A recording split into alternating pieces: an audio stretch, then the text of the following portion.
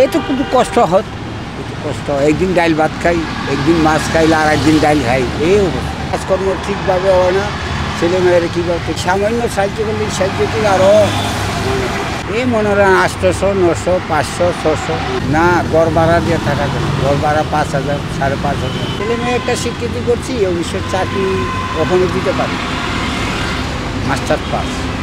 পরিবার ঢাকা কিছু থাকে, আবার বাড়িতে যায়। তারা চিন্তা করতেছে কি আমি যদি ভবিষ্যতে একটা চাকরি চুকরি পাই বলে আমার বাবার কষ্টটা দূর হবে, কিন্তু চাকরি তো পায় না। মাস্টার পাস করেছি ঢাকা রাজ্যে, খিলগাঁও মডেল কলেজ। হ্যাঁ, কত জায়গায় অ্যাপ্লাই করতেছে, বুঝছা 10 লাখ 12 লাখ। বেসরকারি একটা অফিসে দিছি, আর 10,000 টাকা পা এটাই খরচ হতো না, আমারও তার দিতে পারে না।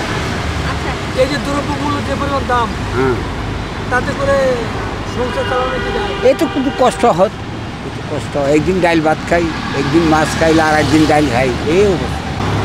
বাড়ানোর কাম এটা সরকারের মনে করেন, সরকারে বলতেছে কি আমি 10 টাকা খরচ করি, ও দুটো 5 টাকা বেচে গৃহস্থ ফসল করবে না, সে কারণে কিছু দাম বাড়তে পারে।